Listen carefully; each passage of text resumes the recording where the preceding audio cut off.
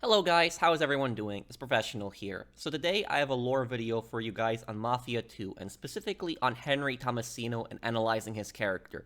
In this video, I will be covering the age-long debate on whether Henry truly is a rat, and what was his real goal? What was his real plan? What was he trying to do?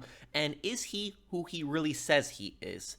Even to this day, 15 years later, people are still debating on whether Henry was a rat. It even happened in my comment section. I asked you guys as well, and most people said he was a rat, with some thinking that he wasn't. The developer left this vague, and while one developer did give some answers, I'll explain why it's not reliable a little bit later. I will also explain who the fake cops are that tried to rob Joe, Vito, and Henry, and their role in this. The Henry mystery, as well as the fake cop mystery, is probably the largest unsolved mystery in the Mafia series.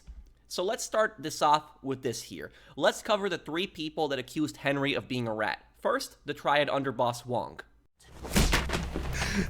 What the fuck do you think we want? We want to know why you had our friend killed.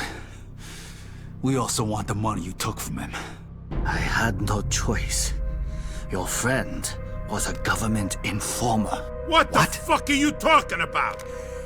A contact inside the Federal Bureau of Narcotics told me that Henry Tomasino passed them information about our deal. That's a fucking lie! Whoa, whoa, whoa. You saying Henry was a rat? Yes, but not anymore. Then we have Leo Galante telling Vito that Henry was a rat. What you did in Chinatown, that was because of that cocksucker Henry, right? You know who he was working for when he died? You mean when he was butchered? He was working for the feds. He was a fucking rat. That's why Mr. Chu's people did what they did. And that's why the feds are going after Carlo now. Lastly, even Falcone himself admits that Henry was a rat. Think I give a shit about the feds? All those tired old fucks on the commission? They're using you, Vito. Just like Clemente used you. Just like I used you. Just like that rat fuck Henry used you. You vouched for that piece of shit. Brought him into my house. And now, you dumb fuck, you're gonna pay for it. So is Henry really a rat? What's the truth here? Henry Tomasino is a soldier in the Clemente crime family. A soldier is the lowest rank in the family. Here I have created a chart of the family. However, he is still a made man. This means that if Henry was killed, the Clemente family would never stop looking for the killer. Basically, an attack on a made man is an attack on the whole family. But killing an associate, while it may have consequences, is a lot less severe. So, let's go to the first time Vito meets Henry. He meets him in Chapter 3, Enemy of the State. Let's take a look at all the things that make Henry suspicious and things that do not make him suspicious. Let's play his first cutscene here. Where the hell you been? I came right over as soon as you called. What's going on? You remember the wise guys we used to see when we was kids? Yeah, why? The guy we're meeting here is one of them. His name's Henry Tomasino. I think he's got something big for us. Yeah, no shit. Yeah. We're done with the small-time jobs. It's time to make some real scuttle. Here, he's coming. Don't say nothing stupid. Hey, Henry, how are you? Hiya, Joe. This the guy? Yeah, this is Vito, an old friend of mine. Good to meet you, Henry. You vouch for him? Absolutely, Henry. I trust him with my life. Okay, listen. I got a job for you. The money's good. I need gas stamps. They're worth a fortune now because of the gas shortage. Where can we get them? In the Office of Price Administration. That's a federal government agency. Isn't that a little risky? What? Too much for you? No. Just trying to think of how we can pull it off. It can't be that hard. The stamps are kept in the safe at night, but the keys are probably around here somewhere. You got somebody inside? Yeah, one of our guys. His sister works there. Can she help us out? Ask her yourself. Her name's Maria Agnello. Here's the address. Tell her I sent you.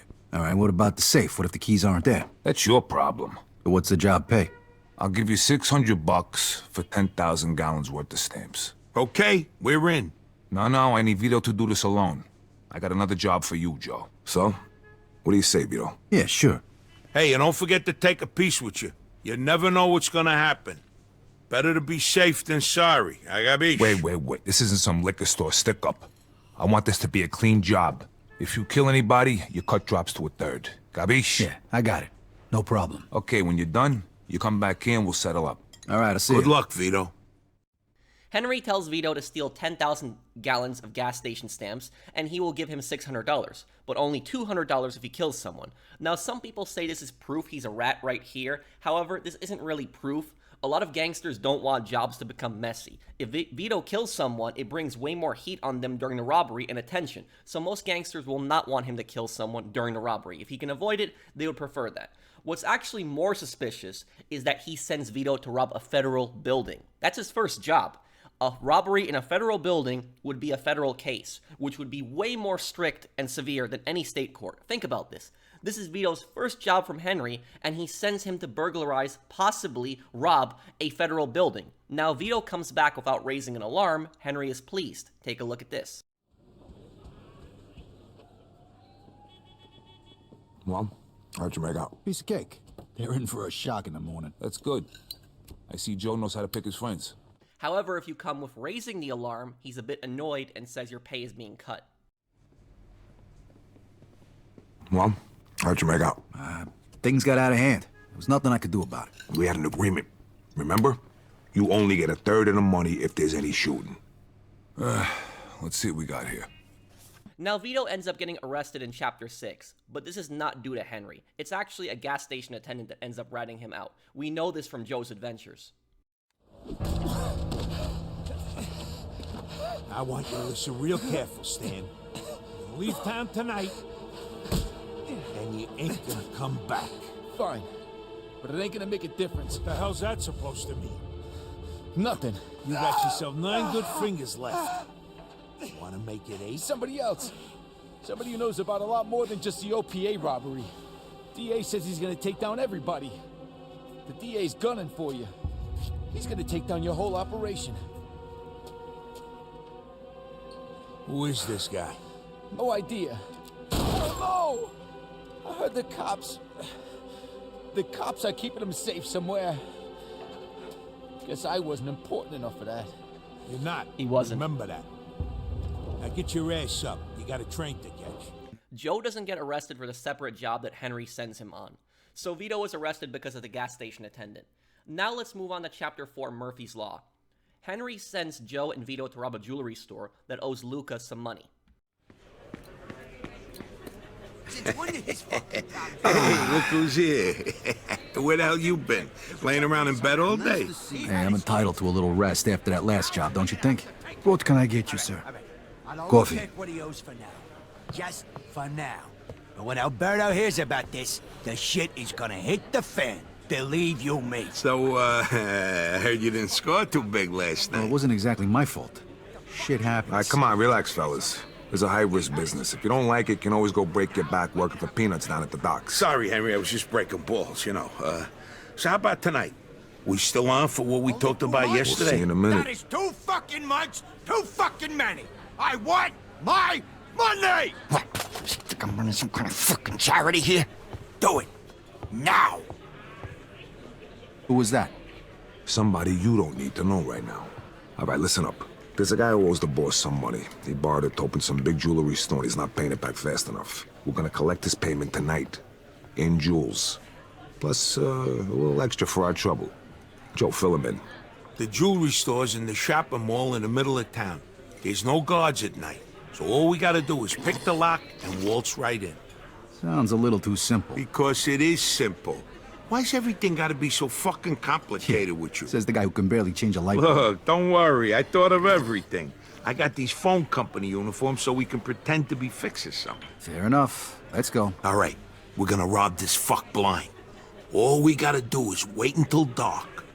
There is nothing really suspicious here. Joe and Vito burglarize the store, and during that heist, the Irish gang, led by O'Neill, smashed their car into the store. Then the police show up. Now, people saying how fast the police show up is proof of Henry being a rat, but this isn't really proof. Let's watch the cutscene.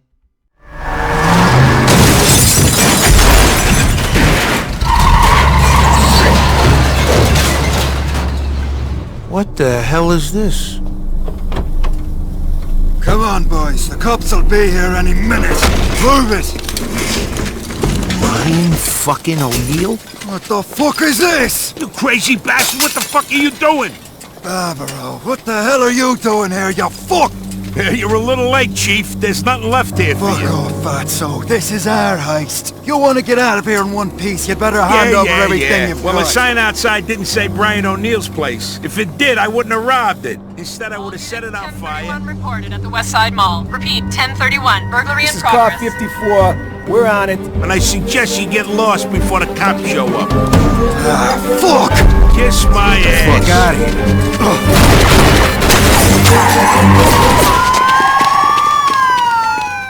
So why isn't this proof? Empire Bay is supposed to be based on New York, which is the most populated city in the US. The Irish gang smashes their car into the store.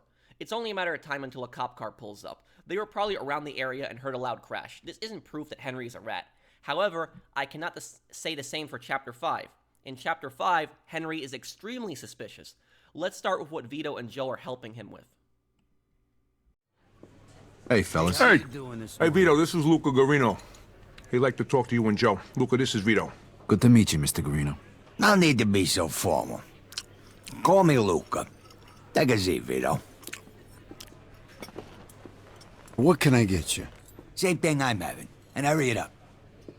I heard about you running with the mix. Great fucking story. And I want to congratulate you, too, on a job well done. Salute. Salute. You guys did a hell of a job.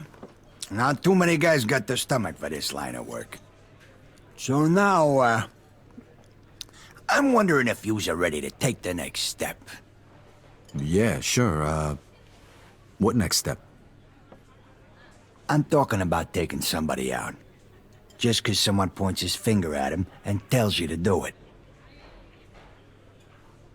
I was in the war, Mr. Garino. All I did was kill people I was told to kill. People the president pointed his finger at.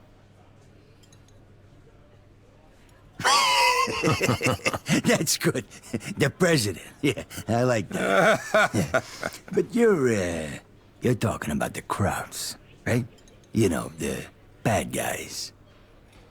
That's not what I mean. Understand? Yeah, I understand. Good. We need guys like you. Guys who can follow orders without asking questions. You handle this next job like you handled the last one, and there's a good chance you'll be accepted into the family. After you pay the initiation fee, of course. And how much is that? $5 grand apiece.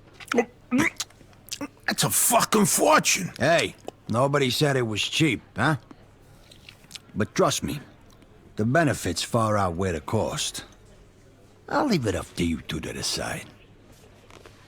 Henry's gonna fill you in on the rest. I'll see you guys later. There you are.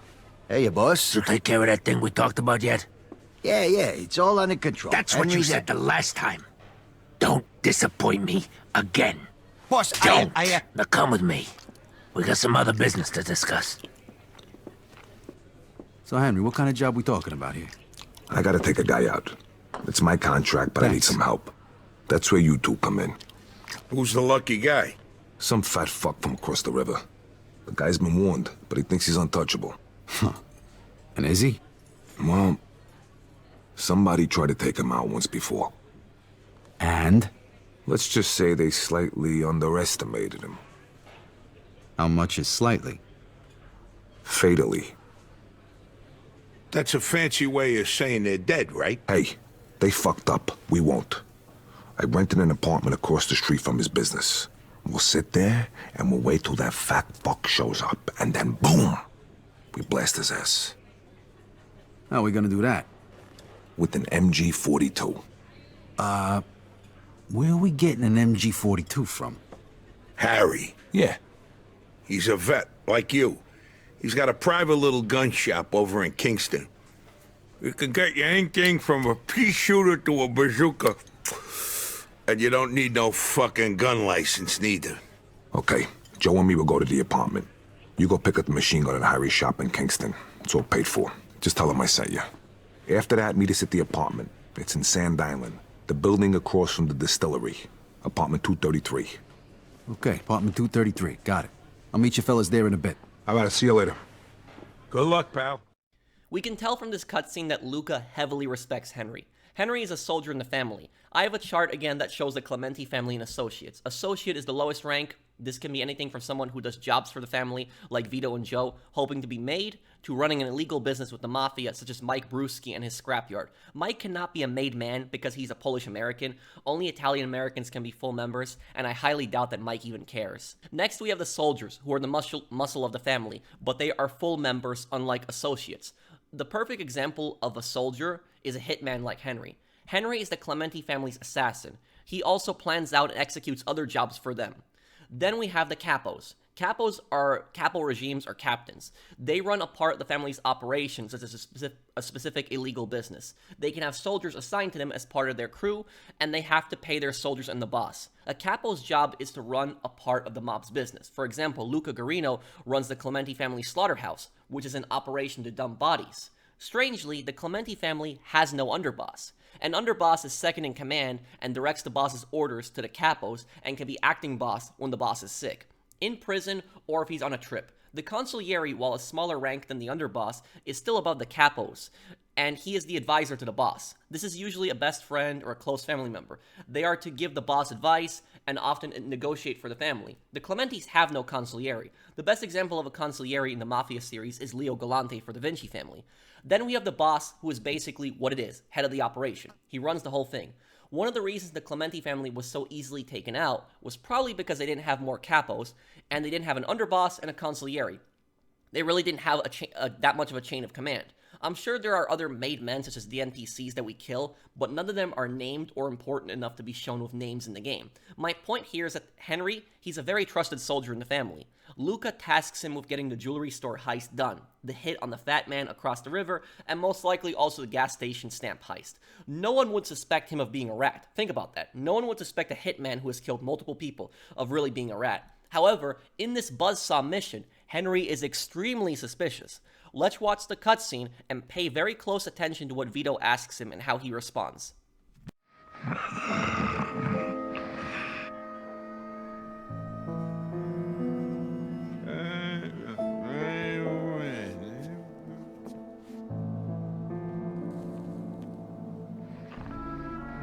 Where you from, Henry?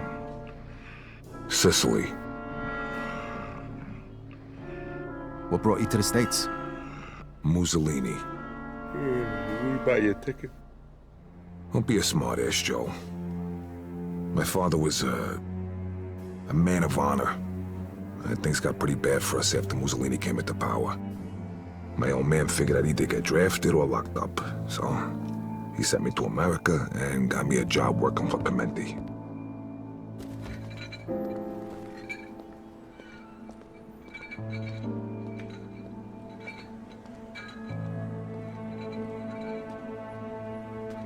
So what happened to your father? He said he was too old to make the trip. Mussolini had him arrested, and he died in jail. They won't even turn his body over for a proper burial. That's rough. So how's your English so good? They're coming! Those black cars! Vito, aim for the fat bastard. We gotta nail him before he gets in the building. Get ready. All right, I'm on it. They got All right, guns! it's showtime. They got guns! Up there in that window!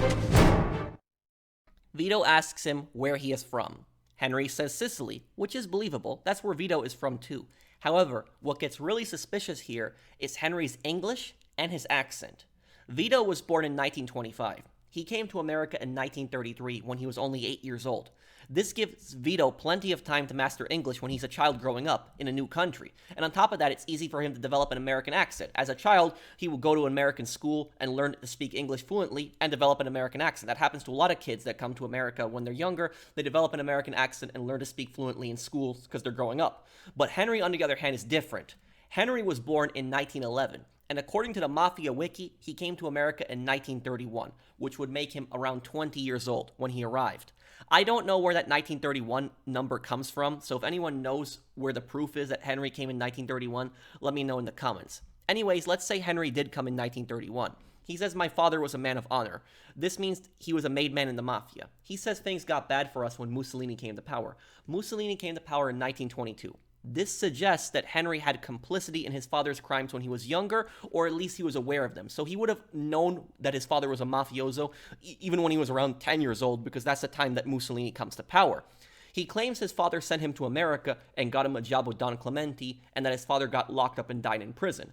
This could be true because Mussolini did heavily crack down on the Sicilian Mafia, but where Henry's story starts to fall apart is that there is no elder Tomasino in Mafia the Old Country. You would think that if Henry's story rang true, you would see some respected Mafia made man that is called Tomasino in the game, but we see no one like that, and that's on purpose. Additionally, the nail in the coffin on Henry's story being BS is his accent. Before Henry can explain why his English is so good, the target arrives, and it's also Henry not wanting to discuss it. I guarantee you he doesn't want to talk about why he doesn't have an accent. Think about this. Henry would have arrived in Empire Bay at the age of 20. He's a young adult. This means that in 14 years, he would have to learn English fluently and develop an American accent. I call major BS here. Now, I know what some people are going to tell me, but professional. Leo Galante and Frank Vinci are from Sicily, and they speak perfect English and have American accents. Frank Vinci and Leo Galante have been in America for almost 40 years at this point. They would have to know how to speak fluent English if they wanted to run their mafia in America. They had 40 years to learn, and on top of that, Leo negotiates with other families. He needs to know how to speak good English, and they developed American accents from being here for 40 years. Henry had 14 years, much less time, and on top of that, accents can develop, but they don't happen that quickly. One of my friends in real life, his father is from Croatia. He came to America in his early 20s, and over a few decades, he did develop an American accent. At a young age, even a young adult, people can develop accents, but it's not something that happens really quickly. That's why Leo and Frank both have American accents. They have been here for 40 years, while Henry has only been here for 14. Henry would still have some traces of his accent left. Even if he would start developing an American accent, you would hear some traces of that Sicilian accent.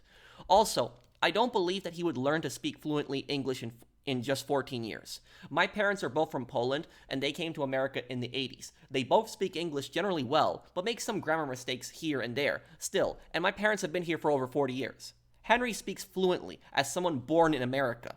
Today, we have things like the internet and apps that can constantly teach us to learn a new language. So it was a lot easier to learn a new language. So in 14 years, you could learn to speak another language fluently, no problem today. But back then, they didn't have that. And that's the point that I'm getting at. People were arguing with me in the comments saying that 14 years is plenty of time to learn English. In 14 years, yeah, he could learn English. I'm not denying that in 1945, but I'm saying with the internet, it makes things easier today. And so back then, they only had things like books and classes, and by the time that Henry arrives, he's not going to high school anymore. You know, he's past that age. He's a young adult when he arrives, so it makes it a lot harder to learn another language in this time. I don't believe that Henry could learn to speak so fluently with an American accent in 14 years. If he started school around the time Vito did, then yeah, and that's where I think I'm going with this a little bit later. I think the game did this on purpose to make you question who Henry was. At the time, we don't really think much of it. However, looking back on the rat accusations, it becomes extremely important.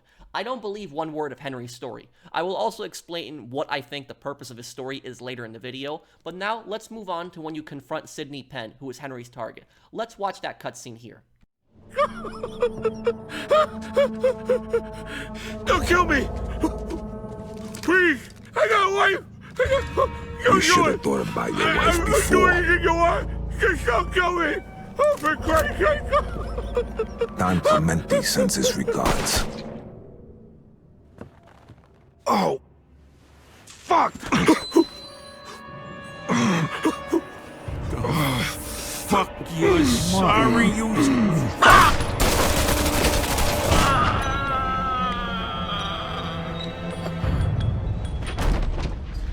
Henry, you okay? Where'd he hit you? Of course I'm not fucking okay. He shot me in the fucking leg! Oh yeah, it's bleeding all over Son the of place. a... Get me to El Greco. The fucking painter? No, the fucking doctor, Okay, you take idiot. it easy. We're gonna get you there in a minute. The Greek guy lives up in All Highbrook. right, let's get you to the car. Oh, Marona, you're heavier than you look. Now, Henry makes a big show in front of Penn when he could have just shot him. I think the whole purpose of this was to impress Vito and Joe and make them think he was a really scary guy. Like I said, no one would suspect Henry of being a rat. Now, Henry gets shot, and he admits this is his 13th contract, and it's bad luck.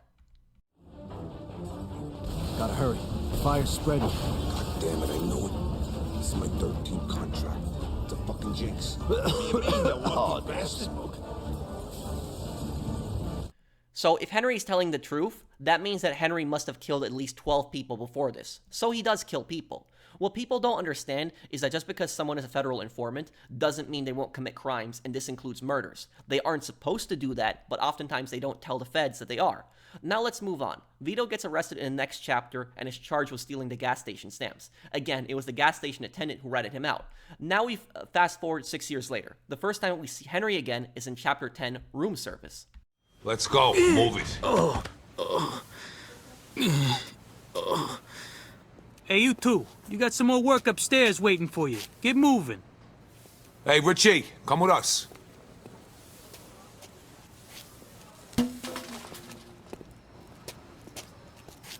That was fucking Henry. Yeah. All right, come on. Let's get up there before he gets back. Haven't seen Henry in a while. Hasn't changed a bit. Hey, yeah. I hope he don't come back before we do our thing. Henry's good people, even if he does work for Clemente. Yeah, but what if he does? Don't even think about that. I feel like an idiot with this thing on my lip. Yeah? Well, what if we run into somebody we know? This way, they won't recognize us. Fucking hope so. Vito and Joe have loyalty to Henry still, and want to blow up Clemente before he comes back. They blow up most of the family and then chase down and kill Clemente. Now in chapter 11, a friend of ours, Henry, comes to see Vito. He apologizes for what Clemente did to him and wants to join up with Falcone. Hey, Vito. Long time no see. Sure. Long time. What do you want, Henry? A drink. Let's take my car. Well, I guess you know Clemente's dead, along with everybody else. Listen, Vito, I know Falcone had something to do with this. And I'm worried that he's gonna want to take out what's left of the family. And I should care about this, why? Well, yeah, look. About you going away. I'm sorry for what Clemente did to you. But he got what was coming to him, right? I don't give a rat's ass about that old bastard. Matter of fact, I'd work for Falcone just the same. You saying you want to join up with us? Yeah, and since you work for him, I thought, maybe... You think you could put in a good word for me? Yeah, sure. Me and Joe can vouch for you. Thanks, Vito. I owe you one. So, how's life? You mean before or after half the guys I know got killed? That business at the hotel. You wouldn't know anything about that, would you? Got no idea what you're talking about. That's funny, because a buddy of Joe's got popped in a parking lot that day. So I just figured you two were in on it. Buddy of Joe's? Who are you talking about? You know, that fucking kid used to come into Freddy's with Joe all the time. What's his name? Mikey, Mickey, whatever the fuck his name was. You mean Marty? Yeah, that's the kid. Kid had a voice like fucking Minnie Mouse. Yeah, I heard about that. So you sure you weren't there that day? You're positive? Let's put it this way. Me and Joe were out taking care of something for our boss that day. That's all I'm gonna say. You know what? It don't matter anyway. But do me a favor, would you? Yeah, sure. Next time, get a better disguise than a phony fucking mustache. I saw you two pricks from a mile away. You know what? Can we please not talk about this right now? Or ever again? Don't worry about it. You did what you had to do. You ever get the feeling you'd be better off in a different line of work? To be honest with you, not really. This is what I am. What I'm good at. Yeah. And I guess it pays a hell of a lot better than being a fucking taxi driver. I was thinking about skipping town after that business at the hotel. But where am I gonna go? What am I gonna do? That's why I came to see you. So I was your last resort, huh? Thanks. Hey, not for nothing. How come you came to see me and not Joe? Look, Joe's solid. But I wouldn't exactly want him speaking on my behalf. You know what I mean? Yeah. Can't argue with you there. I don't think there's anything suspicious in what Henry says, but it does get a little bit strange on how he's just constantly asking all of these questions. I mean, anybody would be asking these questions like that after, his family got taken out. But at the same time, you have to remember the accusations that came against Henry. And he's just asking Vito constantly if he knows about this. But there's something really suspicious here. And the really extremely suspicious thing here, it's not what Henry is asking, it's about what Henry does. Think about this. How does Henry know where Vito lives? We don't ever question that. I know he saw him at the hotel in the previous chapter, but how would he find out exactly where he lives in such a short time? I know some people say phone books, but Vito just moved in, so he wouldn't necessarily be in the phone book right away. Others would say Joe told him, but it would be weird. Henry going to Joe's and asking him where Vito lives? To be fair, the Irish do track down Vito later in that same chapter, but that's an entire gang working to find him, and it probably took them some time. Henry is just one man. How did Henry find Vito exactly? During the drive, Henry does admit he recognized Vito and Joe and talks about wanting to join up with Falcone. Now, Vito introduces Henry to Eddie, and I find what Henry says here a bit suspicious.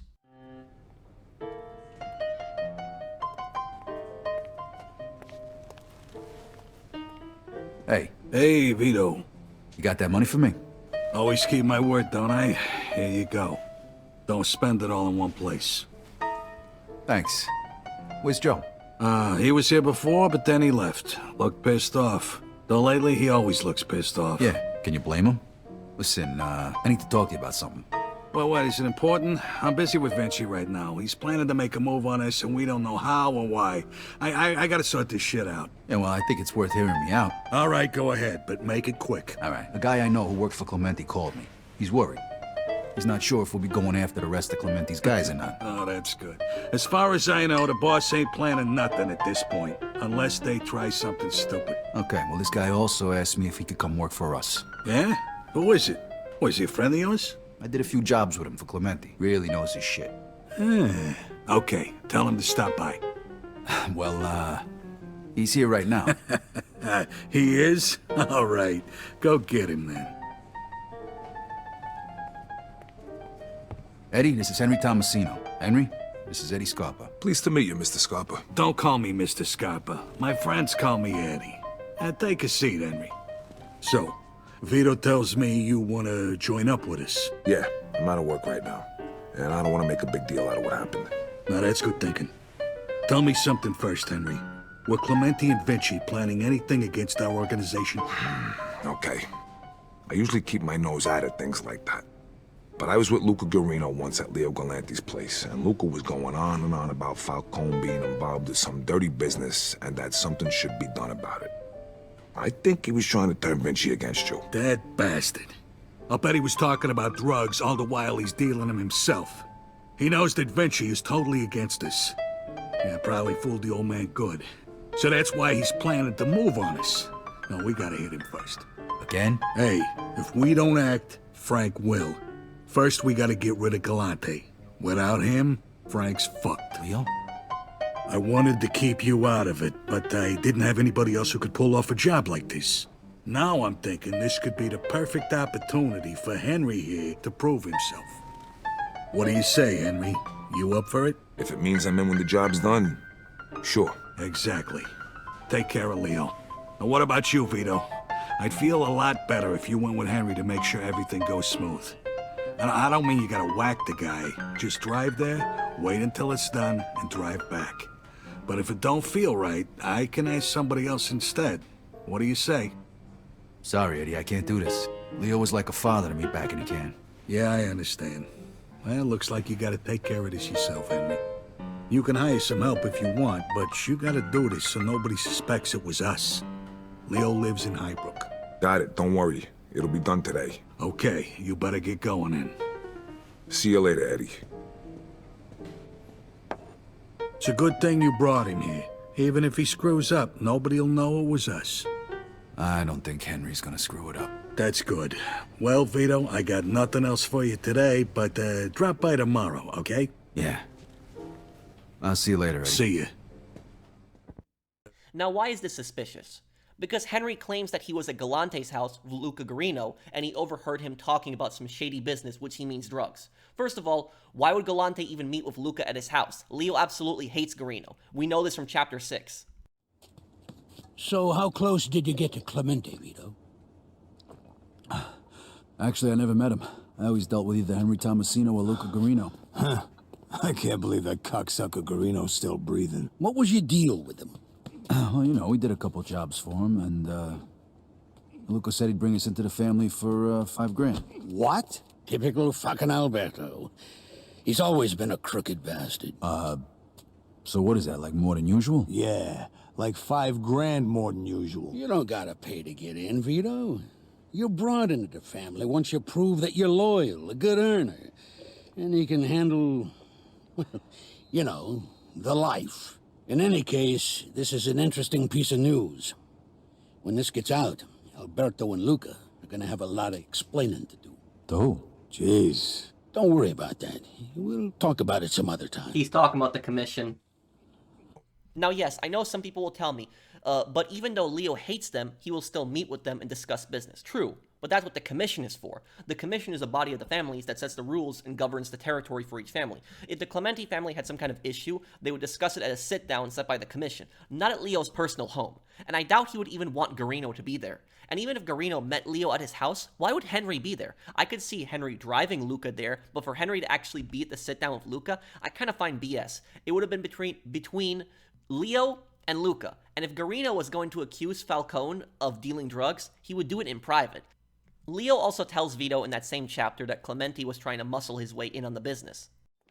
Look, Falcone wants you dead. The guys are on their way. You gotta get out of here. Why the hell would I do that? Look, Falcone heard Vinci's planning to make a move on him because Clemente lied and said he was in a dope business. Lied? Vito, Carlo Falcone is in the dope business. Everybody knows that. Clemente tried to muscle his way into the business, so Falcone got rid of him. Now he wants to get rid of us, too, before we make a move on him. So if Clemente was trying to get on the drug business, why would he be complaining about Falcone dealing drugs to the Vinci family, who was completely against that? Again, it makes no sense. Garino is dead, and Leo is never asked about this story. But also, Leo is one of the most intelligent characters in the game. When he is caught by Henry, he never tells Henry, hey, I remember you. You were that former Clemente guy that was with Garino at my house. He would have remembered that. However, Leo never says that. I think this story was made up by Henry on purpose to cause problems between Falcone and Vinci. Now, about why Henry spares Leo, I will talk about that a bit later and come back to it. Let's move on to the deal in Chapter 12, Sea Gift. Henry calls Vito and tells him to meet him at the park, and he talks about the drug business. Hey, Vito. It's Henry. Hey. Listen, I'm setting up something big. I want you to come in on it. If you're interested in hearing more, come meet me at Lincoln Park and bring a piece. Okay. I'll see you there. Hey, here he comes. Hey. What's up? Hey, Vito. Take a seat. All right, listen. I've been doing some research into Carlo's business. So? So, the only reason he had Clemente killed was because he was selling dope too, and he was stealing his customers. Now he just needs to get rid of one last obstacle. The one guy who could fuck things up and ruin his plan to become the main supplier for the whole city. Frank Vinci. Where'd you get all this? I talked to a few people I trust. Okay. So what does this have to do with us? 'Cause if he can do it, why can't we? A kilo of heroin costs $2,500 over in France. Then it's another $1,000 to get it here. And? And we pick up 11 grand for just driving the stuff to the dealers. That's $7,500 profit a kilo. Yeah, but what about Falcone? Carlo won't find out. And even if he does, he'll just threaten us and demand a cut. All right, but if Carlo's the only big supplier in the city, where are you gonna buy the stuff from? I'm way ahead of you. What do you two know about the Tongs? Some kind of organization for Chinese immigrants, right? That's right, but it's also a front for their other operations. They run the Chinese quarter, and they keep to themselves. But some of them are interested in doing business with outsiders, and they need middlemen since most people are afraid to deal with them. And we're the middlemen. Yep. They'll give us 10 kilos to start. For how much? 35 grand. And we can sell it for... 110. Nice. Okay, well, where the hell are we gonna get our hands on 35 grand? I know a loan shark, the Yid over on Palisade. I think a loan is 35 if we give him 45 back. Now that means our take is over 20 grand a piece. Not bad for just moving the shit from one place to another. But you know, who's gonna end up using this crap? What do you care? As long as it isn't in our neighborhood. Because Vinci was right. Drugs are bad news, they kill people. Look, only idiots do drugs. Deadbeats and losers. If they want to kill themselves so badly, I'd gladly help them out. Especially for 20 grand. I got buyers in the ghetto. They'll take care of the distribution, so we don't need to worry about that. Are you guys in or not? I'm in. Come on, don't be stupid, Vito. 20 fucking grand in one afternoon. When? Right now. If we don't take the offer, the Tongs will just find somebody else. Come on, Vito, it'll be a piece of cake. Let's go see Bruno then. Vito, how about you run us all down there? He's on Palisade Street. Okay, let's go. Now, notice what Henry says here. He says specifically, I talked to a few people I trust, when Vito asks him how he knew about this stuff. This is extremely suspicious here. We as the player don't think too much of it. We think that it's some of Henry's underworld contacts, but it might very well be the feds who told him about that and gave him all that info. Now remember, Henry told Eddie beforehand that Luca Guarino complained about Falcone being involved in drugs, and now he says that Falcone had Clemente killed because he was dealing in his territory, like he just learned it. Let's get to the part where Henry, Vito, and Joe go to see Bruno to borrow the money for the deal. Hiya, Bruno. Hello, Henry. So, to what do I owe the pleasure of your company today? I need 35 grand in $20 bills. Oh, that's a lot of money, Henry. A lot of money. Tell me, why should I give that much to a small-time guy like you, huh? Convince me. I got a sure thing. You'll have 45 by the end of the week. What kind of sure thing? Sorry, Bruno. That's a trade secret. Then 45 is not enough. I'd be more comfortable with 65. It's a bit steep, even for you. 50's all I can do. Henry, I have no guarantee I'll get my money back. And you have nowhere else to go. So, how about 60? Don't think of it as interest. It's more like my cut of the profits. 55, final offer. Anything more than that, it's not worth my time. Deal. I'll give you $35,000 today, and you'll give me $55,000 by Friday. If you don't pay it back by then, the debt goes up by $10,000 every week. You'll get it by Friday. Okay. Isaac, prepare $35,000 in $20 bills. Now, you know I trust you, Henry, but if you screw me, remember these wise words from the Bible. And my wrath shall wax hot, and I will kill you with the sword, and your wives shall be widows, and your children fatherless. Exodus, chapter 22, verse 24. I'm impressed. You don't seem like the church-going type. But just remember, the money isn't mine. So even if you get rid of me, that doesn't get rid of your debt. So no funny business, okay, boys? Sure, Bruno. Thank you, Isaac. You want to count it, Henry? I'll take your word for it, and I'll bring it back on Friday along with your cut. I hope so. Good luck, boys.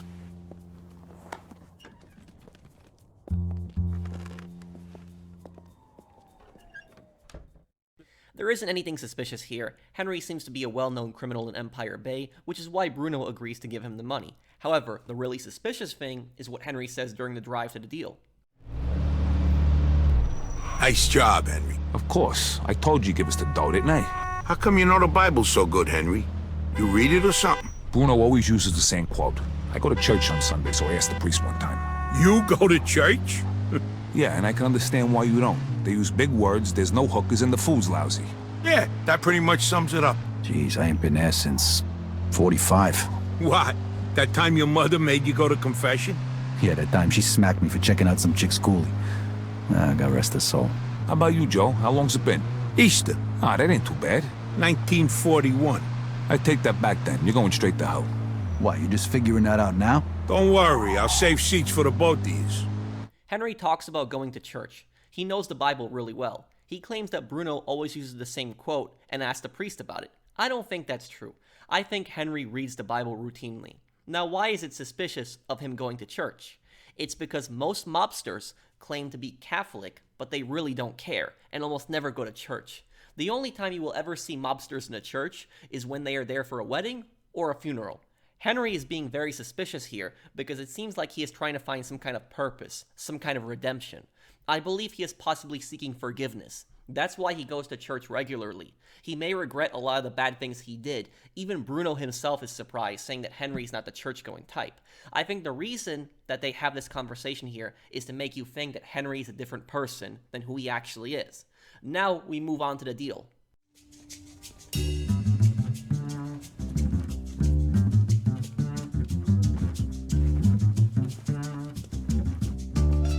Welcome, Henry. Hello, Mr. Wang. Let us get straight to business. Is your suitcase heavy enough? See for yourself. Hell 大支持棒中的20元美金钞票，一共35000块。 All right, take it away and bring the goods. You're a good man, Henry. Here is your merchandise. Each bag contains 1 kilo. Each kilo weighs a little more than 2 pounds. Which one do you want to test?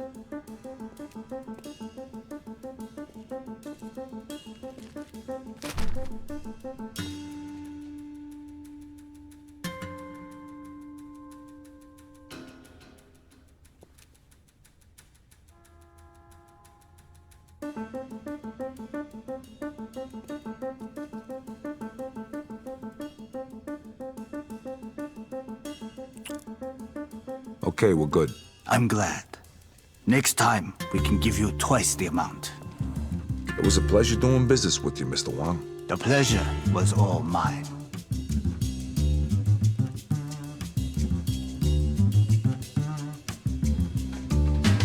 Knock it off.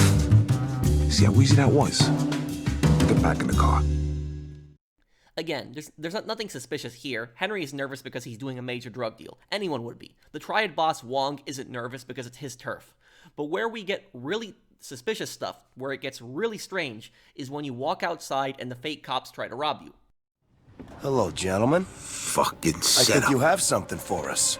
Drop the suitcases. Nice shoes.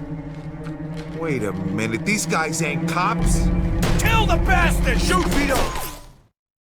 Henry knows these guys aren't cops. Now, some people say Henry might have put 2 and 2 together with the shoes, but the shoes mean nothing.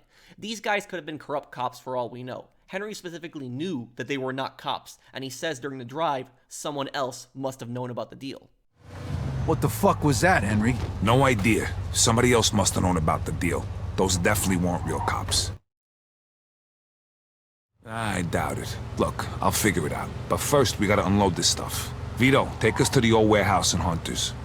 I know a lot of you guys are curious as who these fake cops are, but I will explain who they are a little later, don't worry. Let's just focus on Henry for now. Them selling the drugs after, it seems to go well, and they get plenty of money, and Henry for some reason is in charge of keeping all the money. We move on to chapter 13, and Henry calls Vito at Joe's place and tells him there's a problem. Carlo knows about the deal. How did Alcone find out exactly? Barbaro's Bordello. You got the money, we got the honeys. Vito, it's Henry. We got a problem. What kind of problem? Eddie paid me a visit. Carlo knows about the deal, and he sent Eddie to pick up his cut. How much? 60 grand. Fuck, that much? What are we gonna do? I don't know. We don't even have enough left for Bruno. Meet me in the park. I don't want to talk about this over the phone. Okay, I'll be right there. Joe, we gotta go. What? What for? Now, Joe. I'll tell you on the way. Vito and Joe panic and go to meet Henry in the park, thinking he will have a solution, but the Triads instead execute him. Henry's different these days. Guy's got a real... What the fuck's going on? Shit, that's Henry! What the fuck are they hitting him with? Get on me!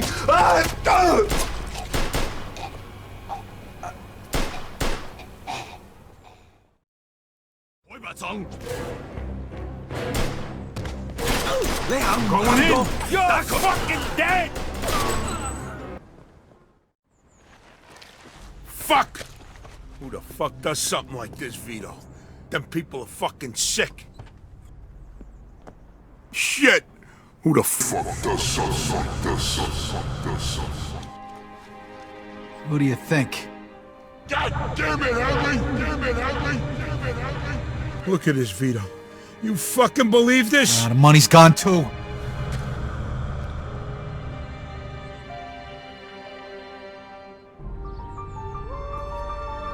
Joe, come on. We gotta get out of here. Cops will take care of Henry.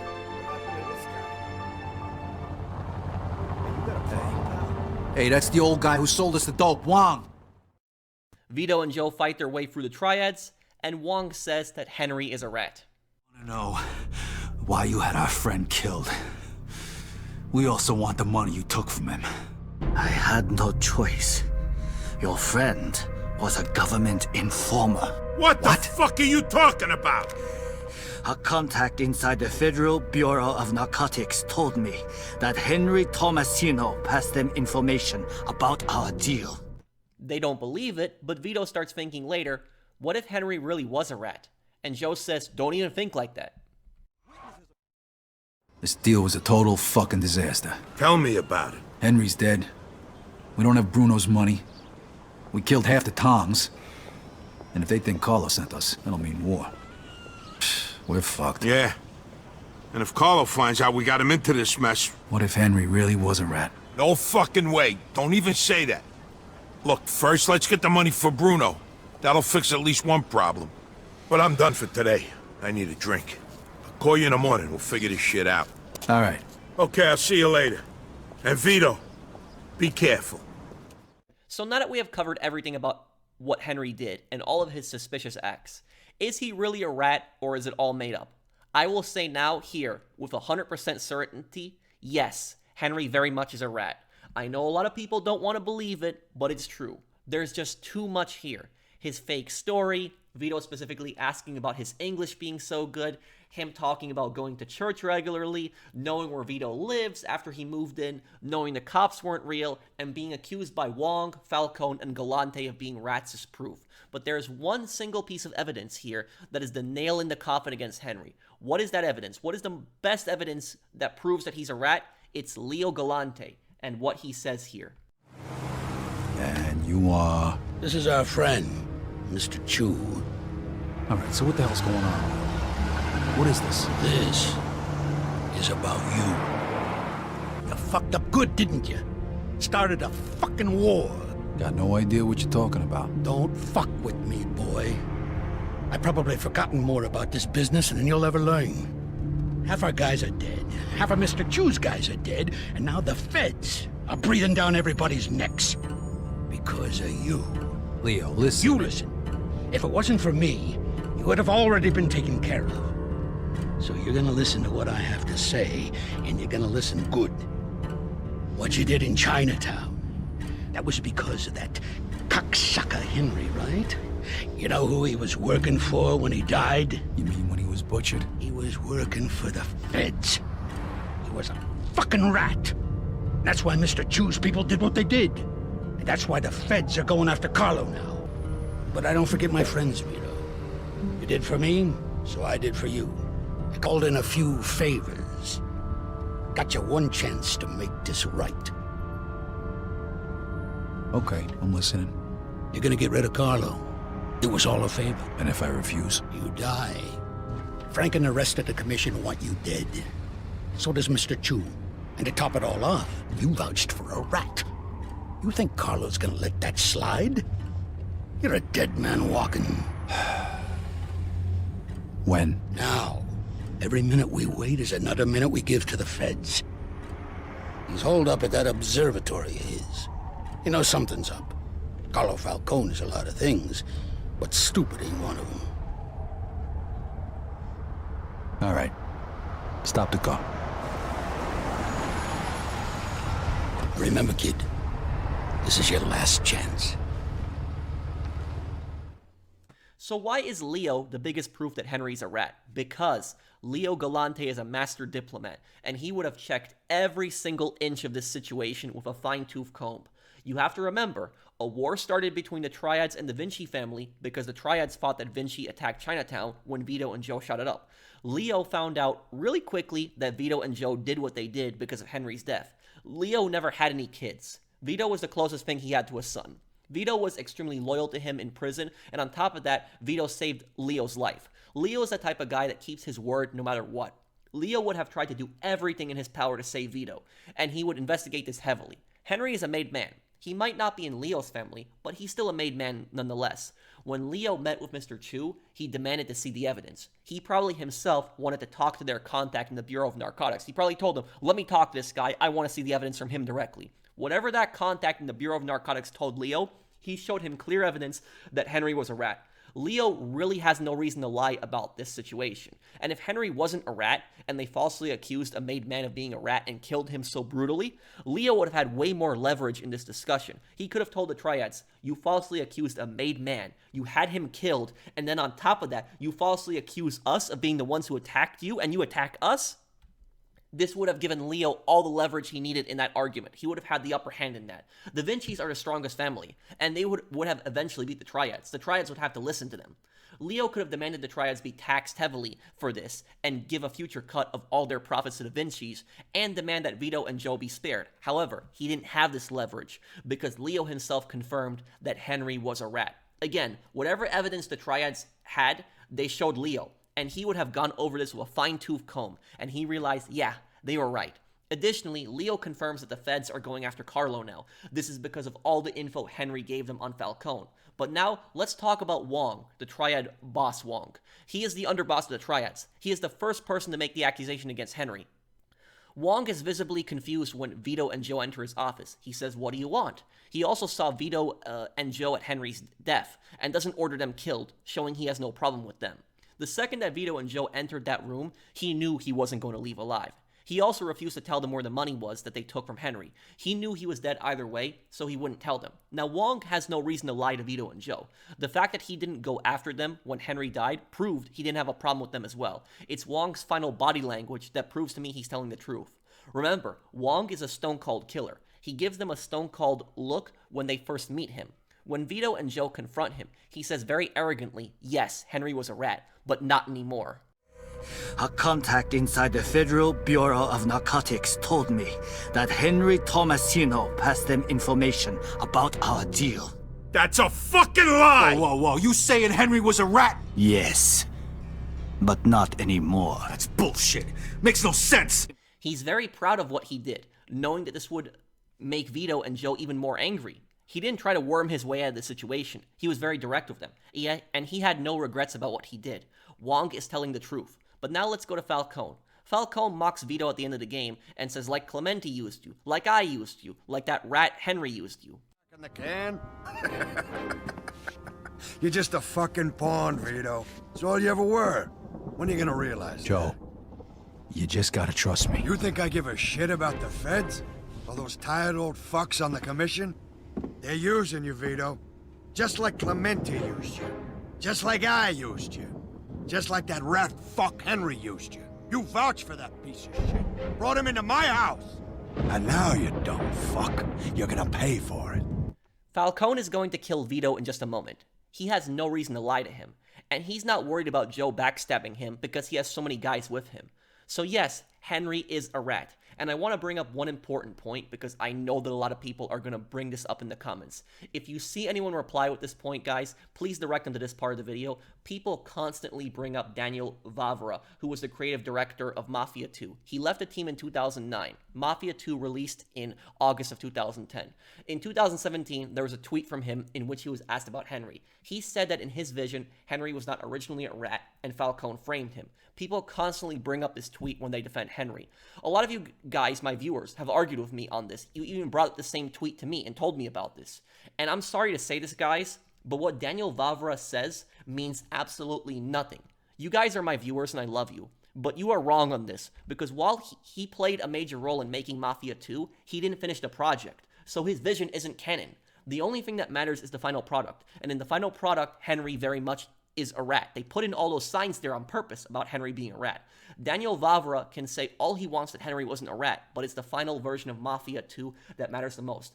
Honestly speaking, I think him being a rat makes the story way better than him being framed. Him being framed by Falcone just makes no sense to me. The reason people keep believing this is because it's the same thing as Ryder in GTA San Andreas. He's a fan favorite character and people can't accept that he was a traitor, and so they made up these stories that the voice actor left and Rockstar made him a traitor when he was always meant to be a traitor. The San Andreas introduction confirms this, and it has Ryder's voice actor recording his lines after the main game came out. The voice actor himself confirms he didn't leave and just recorded all the lines that Rockstar wanted him to record. Again, people push this Daniel Vavra story because they like Henry so much and they cannot accept the fact that he was a rat, just like the people can't accept that Ryder in San Andreas was a traitor when they both were.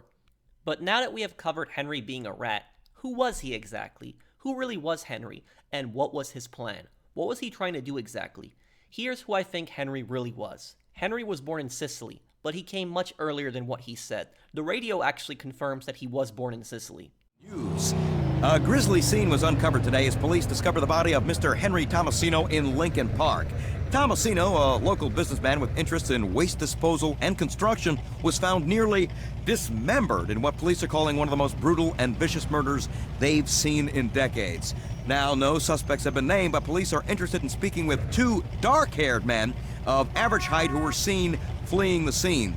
One of the men is described as being on the thin side, while the other is described as, and I quote, heavily built with a loud voice and an even louder outfit. As ever, ladies and gentlemen, if you have any information, please call the Empire Bay PD. For ECNR Empire Central Radio. News as we report a grisly murder in Lincoln Park.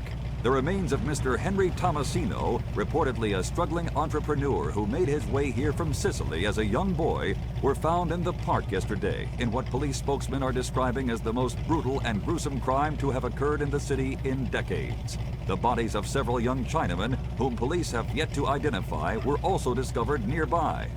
So, with this tragedy, we reach a new low in this city's proud history. Empire Bay, you are in my prayers. For ECLA, Empire Classic Radio, I'm Gary Stephen. There's conflicting info there on the radio from two different reports. I think that also might be because the feds are spreading misinformation about him. His father was never a made man in Sicily. That's all made up. People kept telling me that he could have learned fluent English in 14 years, but in the age of the internet today, it's way easier. Back then, they needed books and constant classes. Even if Henry was to study every single day, I doubt he would get rid of his accent so quickly. It would take decades like Leo and Frank Vinci. Henry's English is so good because he came to America when he was a lot younger, like Vito, so it was easy for him to learn English as he went to school and develop an American accent. When a child learns two languages growing up, they become very fluent. I spoke Polish to my parents at home growing up, and I spoke English at school, and I'm fluent in both languages. That's how Vito learned, and that's how Henry learned to speak perfect English. Now, Henry was a real criminal. He wasn't some guy sent undercover. He worked his way through the Clemente family, becoming a deadly hitman for them. At some point, he was made. Here's what happened. During one of Henry's jobs, something went bad, and he was arrested for it. Facing serious prison time, he decided to give the feds more info over time. I have proof of this. Take a look at Frankie Potts' file on Henry Tomasino. Who was Frankie Potts? He was an undercover FBI agent in the Falcone family. He is the guy that Eddie killed and you dump his body. Some people say the feds went after Falcone because of this, but Frankie was killed in May and his body was never found. The feds only started going after Falcone 4 months later in September when Henry is killed in broad daylight. But anyways, this file makes Henry look pretty suspicious.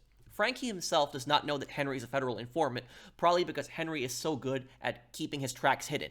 First of all, Henry has no known address.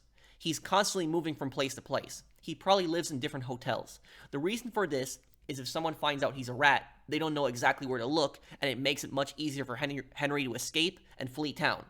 If we compare Henry to other criminal files, such as Falcone, Vinci, Garino, Scarpa, and Galante, they all have known addresses, where Henry is the only one who doesn't. Additionally, this is where Henry becomes a rat. Look at his criminal record. In June 1940, he was arrested for various charges, from robbery to assault. While that itself isn't suspicious, what is him serving no prison time for it. There's no prison record. If we look at Vinci's record, he was detained, and it said he was released under a community contribution, which is basically a bribe. While Leo's record doesn't list specific prison time, we know he served in prison, and his list is pretty lengthy.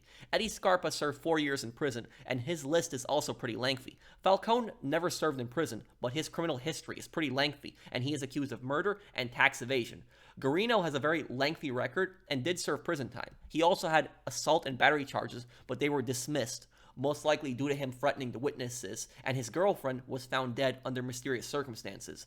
Clemente, while he never served time in prison, also has a really lengthy criminal history. But if you look at Henry, all he has is just one sentence of assault and robbery charges, and it doesn't say it was dismissed, but he didn't serve time in prison either. His record is just too short, and not having prison time despite being arrested is a red flag. He was caught during a job that went bad, and he was told to be an informant from now on. Henry, not wanting to serve prison time, decided to take the deal. It's also possible he was tired of the Mafia life. He was just tired of all the death and the paranoia constantly of it. Might be one of the reasons he was going to church. The feds, whatever they did, must have faked the job to make it look like Henry did it, or he would be killed for failing. Whatever charges they threw at him was enough for him to become an informant for years. Henry was probably feeding the feds some information over time, and had some smaller people taken down, because if the Clemente family all started getting arrested, it would be really suspicious, and it would eventually lead back to him. They were probably building a case over time. The cases take years to build. As for Henry lying to Vito about his father, the reason he made up that story is so that no one would go after his family. Think about this. Henry has no known address. He lies about his family. It's so that if he's ever found out to be a rat, the Mafia can't go after his family because they know nothing about it.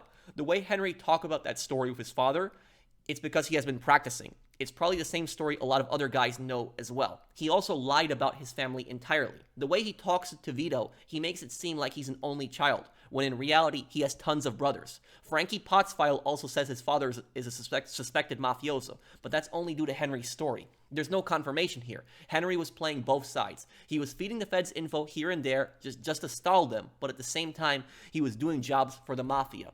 And there's this big misconception about informants that they aren't going to kill people or commit crimes. Yes, informants still commit crimes. Take a look at Salvatore Bunsen Piero in Sopranos. He was a government informant, and he still committed crimes. And he even helped kill Matt Bevilacqua of Tony while he was an informant. They aren't supposed to commit crimes, but often hide it also from the feds. I'm sure the feds know some of Henry's crimes and look the other way. But then others he hid from them. And yes, we do have proof Henry kills people. In the mission A Friend of Ours, if Vito hides in the bathroom with Leo, Henry will shoot into the shower and kill both of them.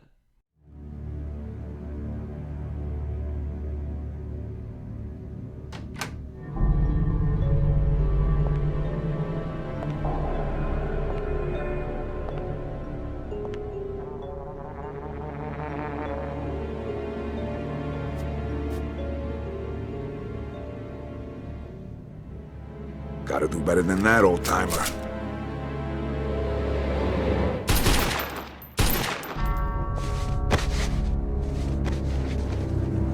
What the hell? Vito. Fuck.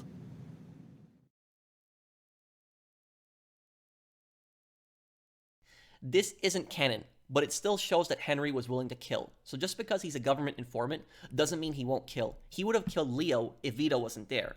So why did Henry show up to Vito's house asking for a job? Because he was desperate. The feds probably told him, you were surprisingly not in the room when it got blown up and most of Clemente's guys died. It looked very suspicious on Henry. And they probably told him, you better prove to us you didn't have anything to do with this and get us some more info on the other families or your usefulness will run out. They would have thrown those charges on him if he didn't start giving them some more info. So Henry asked Vito to join Falcone. Now, what was Henry trying to do here? Why did he want the deal and then tell the feds? This was his final chance to get out. That's what this was. The few people he trusts that he tells Vito about are the feds who told him how Falcone is dealing drugs. This whole deal was a Trojan horse. It was a setup from the start by Henry. It was never supposed to go smooth. This deal was what finally got Henry to get out from being an informant. He probably convinced them that it was his last assignment for them. Think about it. Let's look at all the people he was going to take down. First, Bruno, the most powerful and dangerous loan shark in Empire Bay, and connected to other families. He was going to bring him down because he gave them the money for the deal. Next, he convinces Vito and Joe, two Falcone family members, to go into this deal with him. By doing this, he can implicate Falcone directly in drug trafficking. That's why he was so persistent to get Vito on board. The more Falcone people he has in this deal, the stronger the case is. And on top of that, he takes down the Triads as well. The corrupt Federal Bureau of Narcotics agent told the Triads Henry was talking about them. And the reason he lied about Garino being at Galante's house was so that the Falcones and the Vincis would go to war, and so that they would be busy with each other, that they wouldn't be going after him when he skips town. It's probably also because the war would have made it easier to bring down the Vincis as well. The feds would have gone all over them. So first, he gets Bruno for the money. Then he gets the Triads for the drugs. Then he gets Falcone, connecting him directly to this, and Vinci by having him start a war with the Falcones. He's bringing down two families, the most powerful loan shark and the Triads. This is the ultimate case. This would be more than enough for him to finally get his freedom. Whatever else Henry did, the feds would have looked the other way, because no one would pass up bringing down 4 different groups at once. And as for Falcone finding out, remember what Henry said about Falcone. What about Falcone? Carlo won't find out, and even if he does, he'll just threaten us and demand a cut. Falcone won't find out, and even if he does, he will just threaten us and demand a cut. However, he then tells Vito the cut that Falcone wants. Barbaro's Bordello. You got the money, we got the honeys. Vito, it's Henry. We got a problem. What kind of problem? Eddie paid me a visit. Carlo knows about the deal, and he sent Eddie to pick up his cut. How much? 60 grand. Fuck, that much? What are we gonna do? I don't know. We don't even have enough left for Bruno. Meet me in the park. I don't want to talk about this over the phone. Okay. I'll be right there. Joe. Chances are Henry is lying about the cut that Falcone really wants. Falcone maybe wanted a smaller cut. We actually hear from Eddie something different about it. Vito, good, you're here. You hear what happened? Wow, what's going on? Henry's dead. What? The fucking chinks hacked him to death in broad daylight. Why? So you don't know anything about it? Well, Henry wanted to bring me in on some deal, but I passed. What happened? Yeah, well, Henry was stupid. He was dealing dope with the tongs. He knew this was off limits and he got caught. Carlo let him off with a small fine and told him he'd forget about it. But they double-crossed Henry and hacked him to pieces in the middle of the park. Shit. Ain't no doing business with the Yellow Man. But there's worse. Henry wasn't working alone. Yesterday, some guys massacred a shitload of it over in Chinatown. Now they figure it must have either been us or Vinci. They already started threatening Vinci. If this don't get settled fast, we're all in deep shit. You sure you don't know nothing about it? Not a thing, Eddie, I swear. Yeah? How about Joe? Joe? Joe was with me last couple days. Well, you're lucky then. Carlo's out of town right now, but when he gets back, it ain't gonna be pretty. No shit. You better not be shitting me, Vito. Eddie tells Vito Falcone let him off with a small fee. Now either Eddie or Henry is lying. I believe Eddie. Falcone is a scumbag, but the way that Henry originally framed it was like he was going to take a smaller cut. He might have demanded a third, but I don't know about demanding 60,000. I think Henry was lying about this, and I think that Henry was the one who told Falcone about his deal. I think he purposely leaked it out to Falcone to get him involved. How did Falcone find out?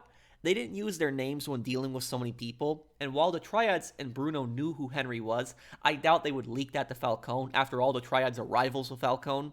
They are doing business together, so they have no reason to tell Falcone about that.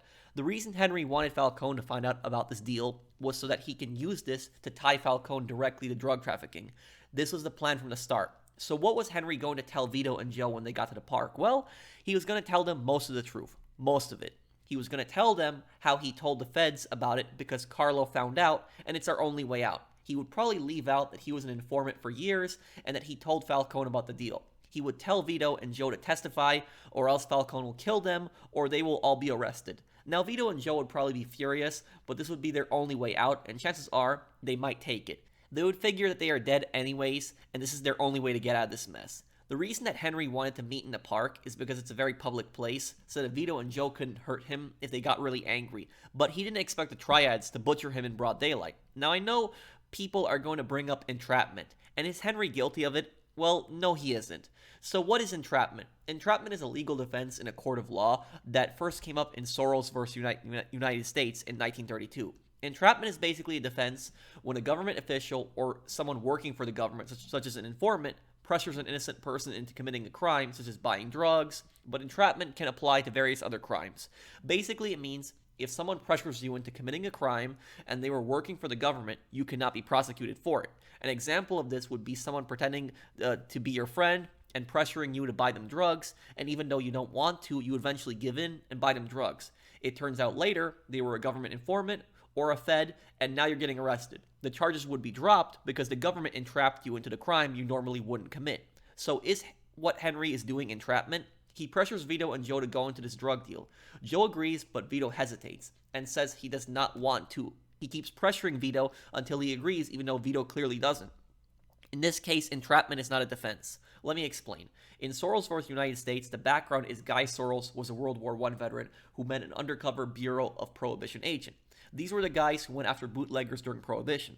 This was in 1932, and the Prohibition agent kept telling him, "Hey, I'm a World War I veteran just like you, please get me some alcohol so we can get a drink together." Sorrell didn't want to buy alcohol, but after he kept getting pressured over and over, he went and looked for someone illegally selling alcohol. Then he got arrested for smuggling alcohol, and it was taken to trial. During the trial, Sorrell argued he wasn't a criminal, and he only bought the alcohol because he was being pressured multiple times. The Supreme Court reviewed the case and saw that Sorrell did not have a criminal record. They concluded that he would not have gone and tried to buy alcohol, which was illegal at this time, if the agent hadn't pressured him to do so. The government put that crime into his head and pressured him into it. They dropped the charges and set an entrapment precedent. The Supreme Court ruled that there needs to be a predisposition to crime to charge the person. Sorrell had no criminal record. However, this defense wouldn't work for Vito and Joe, and this was already the law for 19 years by the time Mafia 2 takes place. Vito has a lengthy criminal record. He was arrested and sent to the military for breaking into a jewelry store. Then he was arrested for stealing federal gas stamps and served 6 years in federal prison. Additionally, through Henry's testimony, the courts could prove that he still has contacts with criminals and is a member of the Falcone family. Joe, it would be a bit harder to prove because he didn't serve any time in prison, but you don't need someone to serve time in prison to prove that they have a predisposition to crime. If Henry showed enough proof of Joe being an active member of the Falcone family and a made man, that would be enough. So basically, entrapment would not work in the defense here because Joe and Vito already had a predisposition to crime in the first place. And Henry is such a scumbag for manipulating Vito into this. He even lied to Vito that they were only going to sell it to one person when they were selling it to a whole lot of buyers. He even admits to lying to Vito to get him in on the deal on the drive back. Doubt it. Look, I'll figure it out. But first, we gotta unload this stuff. Vito, take us to the old warehouse in Hunters. All right. Hope this deal goes better than the last one. It will. Not like it can go any worse, right? So who we selling the stuff to? A bunch of different guys. Whoa, whoa, whoa. What do you mean a bunch of different guys? A bunch of different guys. What did all that shooting back there make you deaf? I thought you said we were just moving this garbage from one place to another. Yeah, well, you make a lot more money if you sell it in smaller amounts. Would have been really nice to know before I agreed to go in on this. If I did, from the way you were talking back in the park, you probably wouldn't have. Yeah, exactly. And this is the reason on why Henry spared Vito. If Vito wasn't there, Henry would have killed Leo. Remember, he fired in the shower killing Leo if you hide in there. And if you drive off, he fires at the car. He doesn't have time to see Vito is in the car, which is why he fires. We don't know what deal Leo made with Henry, but the way Henry saw it is, this is good for me. There's one less thing the feds could possibly tie me to. I don't have to kill someone. The reason he spared Leo wasn't because Vito was his friend. It was to get Vito in on the deal. If Henry had executed Leo, he knows that Vito would never have forgiven him. And if he asked him to come in on that deal, Vito would have refused, ruining his plan. He needs Vito there to solidify the case. Having both Vito and Joe made men from the Falcone family and then leaking the deal to Falcone brings a strong case against Falcone. So he only spared Leo so that Vito would go along with the deal. Additionally, this money from the deal was going to be Henry's retirement. When he finally gives the feds enough info, this money was going to be enough for him to finally leave town and start a new life somewhere else. That's why he wanted the money. Now, would he have given Vito and Joe their cut still? I don't know. He held on to the money, remember? Look at this, Vito. You fucking believe this? The money's gone too. Now, what was Henry's downfall exactly? How come he got exposed for being a rat here when for several years he covered his tracks that not even Frankie Potts, an FBI agent, knew that he was an informant?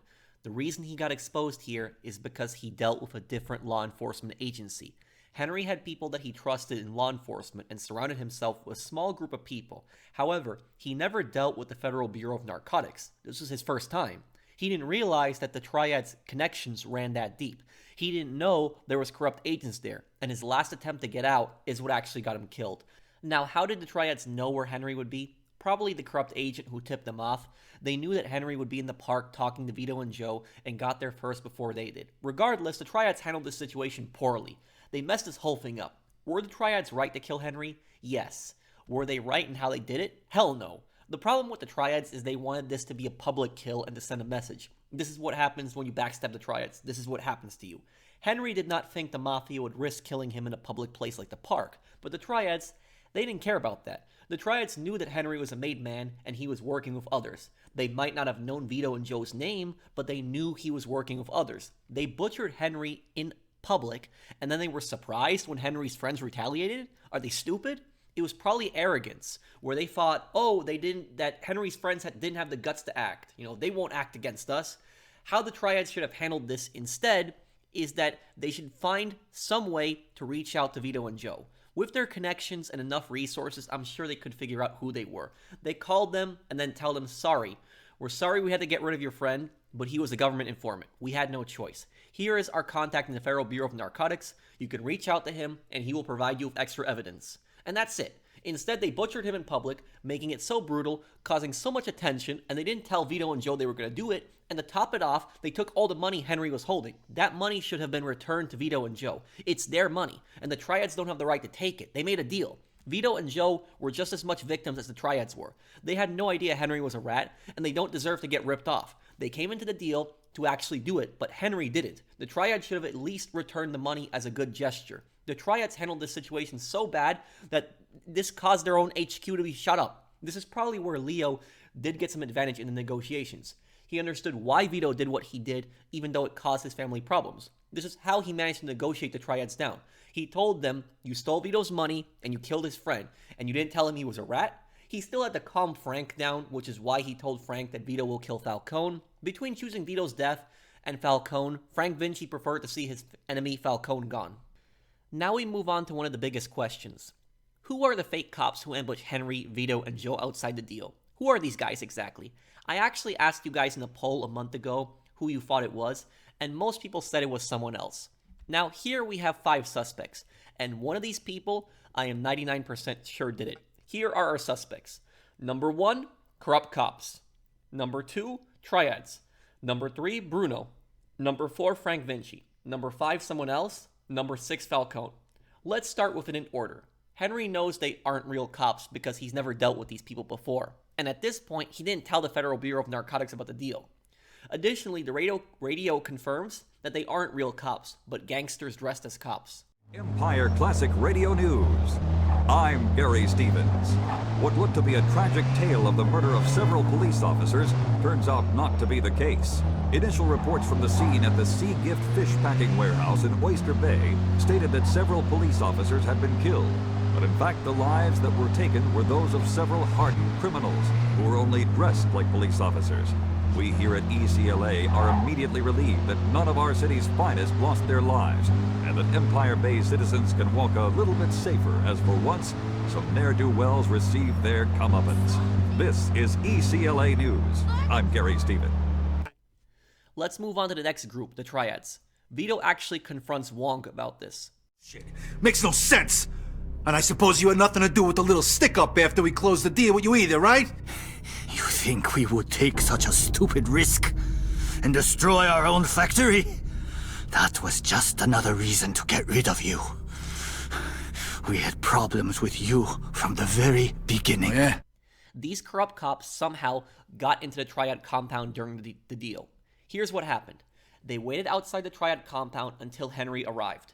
Then they entered in during the deal, and the Triads, thinking that they were cops, had no choice but to let them in.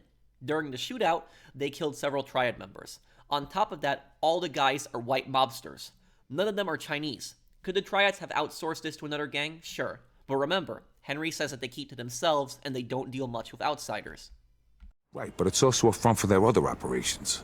They run the Chinese quarter, and they keep to themselves. Also, Wong is spot on when he says, you think we would take such a stupid risk and destroy our own factory? He's 100% right.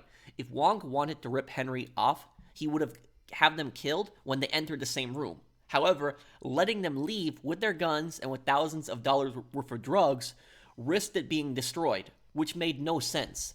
And if people who dealt with the Triads were betrayed and killed like this, no one would want to deal with them. So the Triads are innocent here. They didn't hire these fake cops.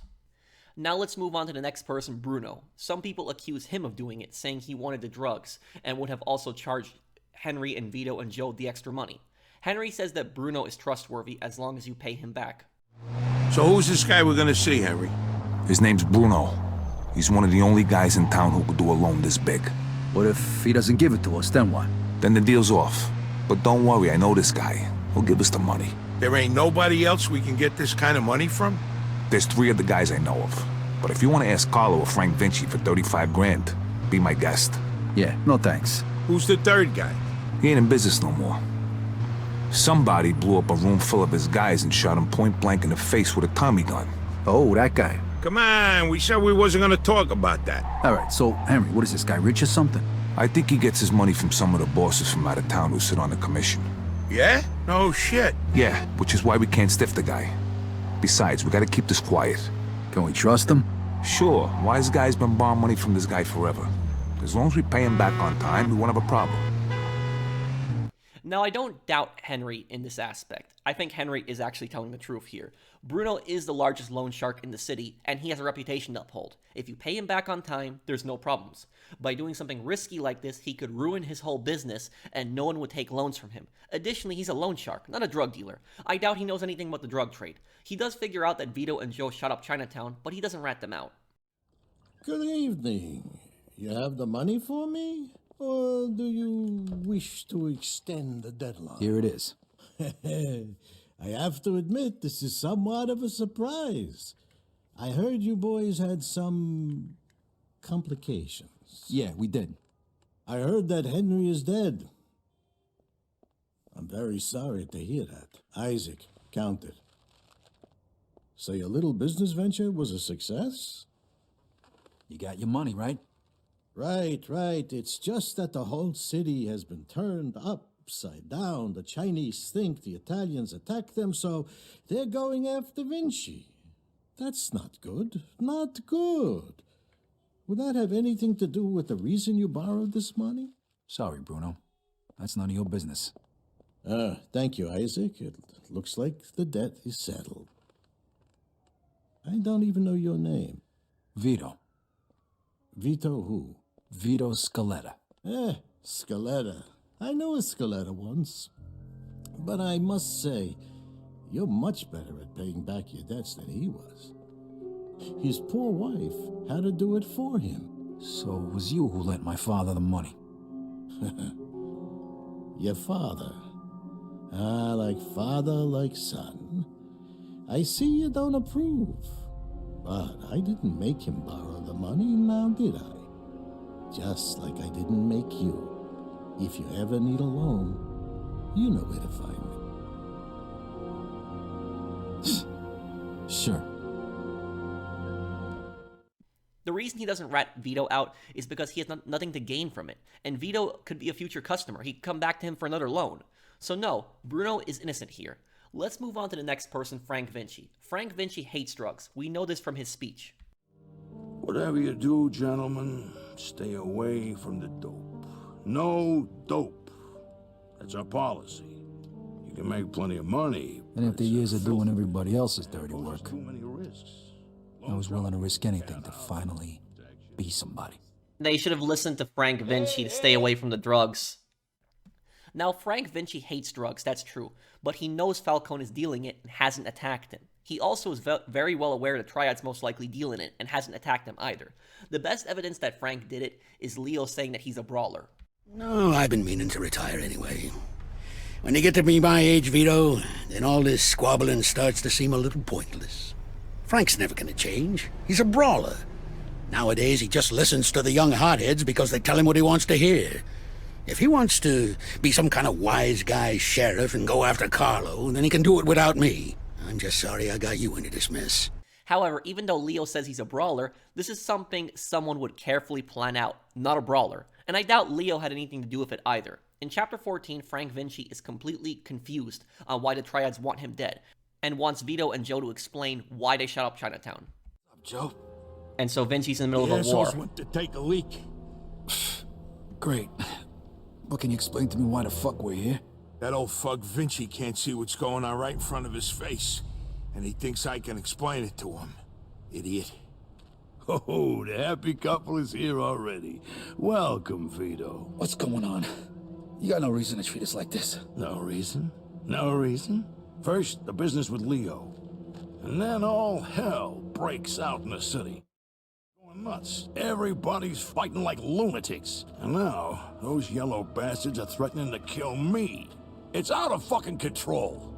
Now, I'm too old for this shit, so you're gonna tell me what the hell's going on here. Come on, I'm all ears. Mr. Vinci, look, I don't know what the hell's going on here. Believe me, me and Joe ain't got nothing to do with it. That ain't what I wanna hear. Yeah, well, that's your problem. Because we don't know shit about any of this. That's too bad.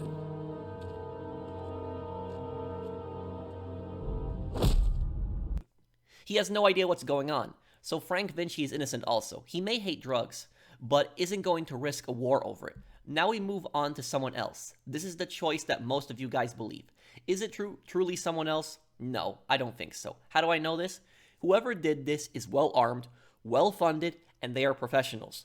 The point I'm making is these guys have done this before. Not necessarily robbed the Triads, but they've robbed deals and done other high-profile crimes, hits, and heists.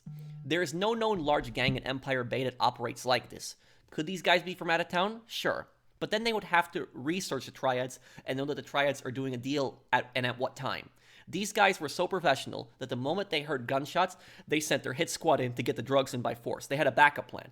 The plan was to take the drugs dressed as cops, but if that failed, that hit squad was going to roll in and take them by force. Plus, these guys are well funded. Fake cops in uniforms, they're using automatic weapons, and dozens of them. There's a lot of these guys. This is not something some random gang is going to pull off. It's not someone else. This is someone we know. This is a very well-organized group. And the last we have is Falcone. Is it him? Yes, 100%. I'm 100% positive those guys all work for Falcone. Let's start with the guys. These guys are all Italian mobsters. We can see their faces in character models.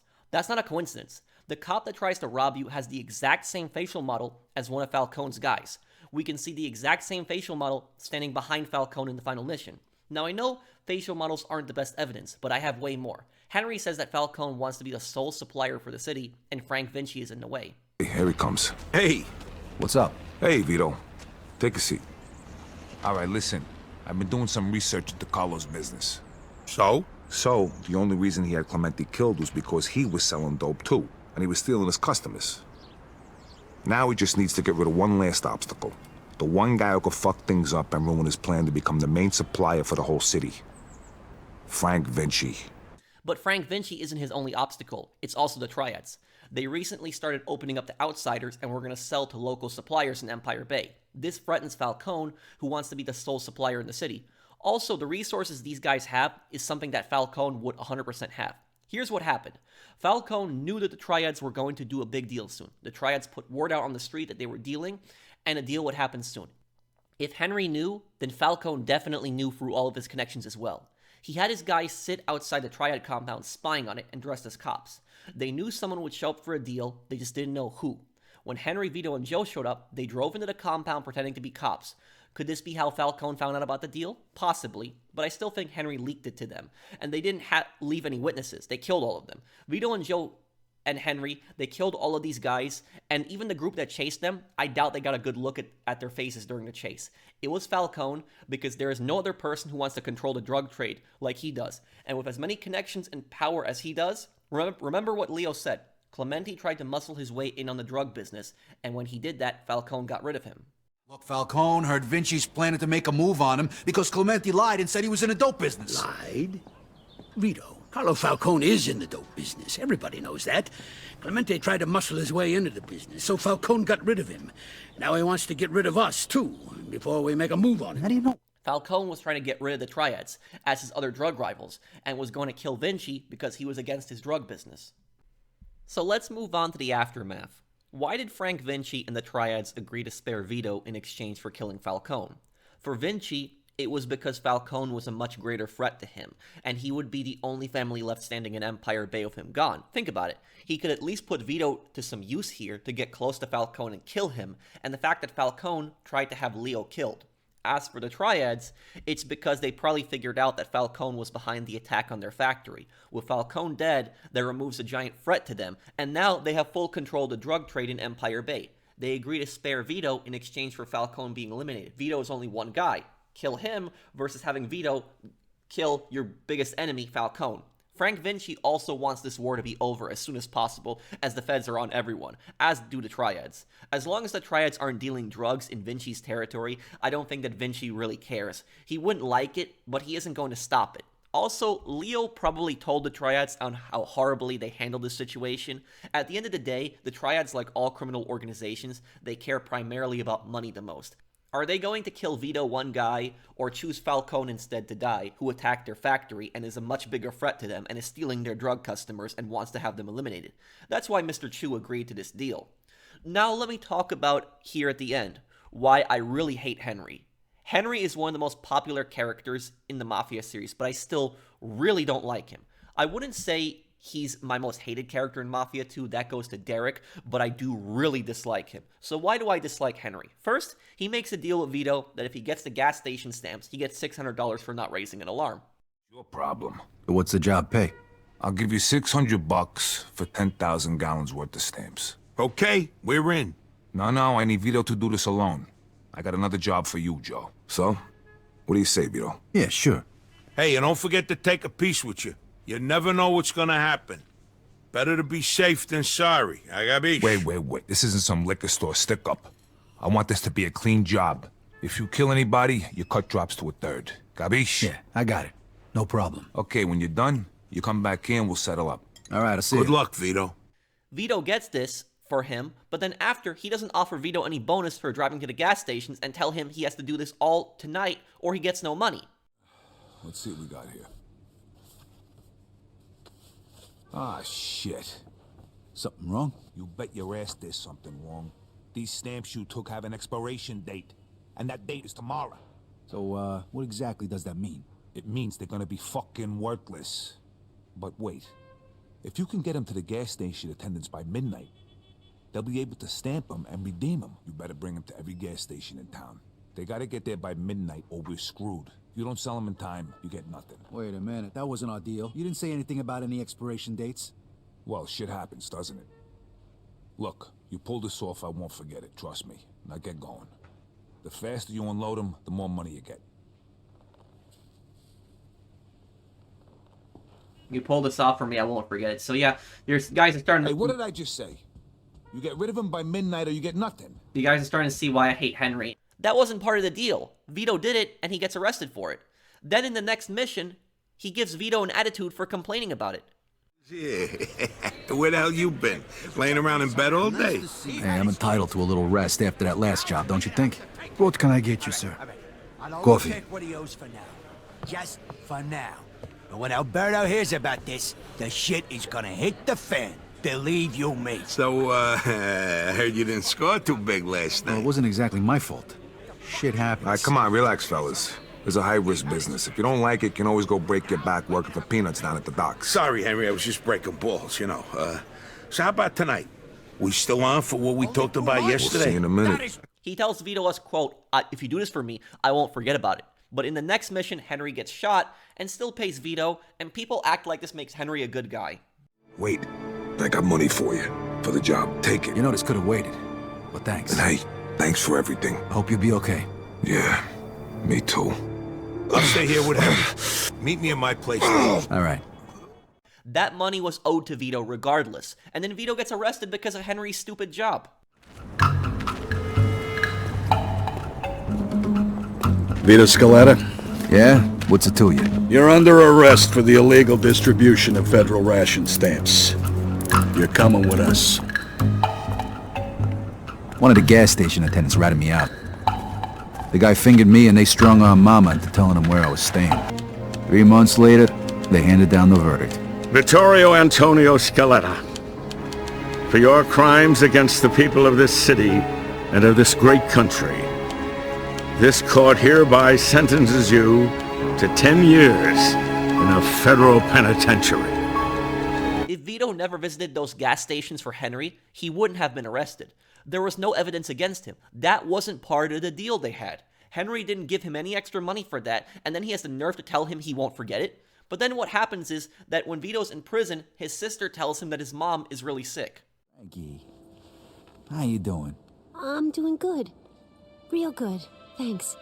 So, how's things? Well, I got something to tell you. I'm getting married, Vito. Oh, Maron, that's great.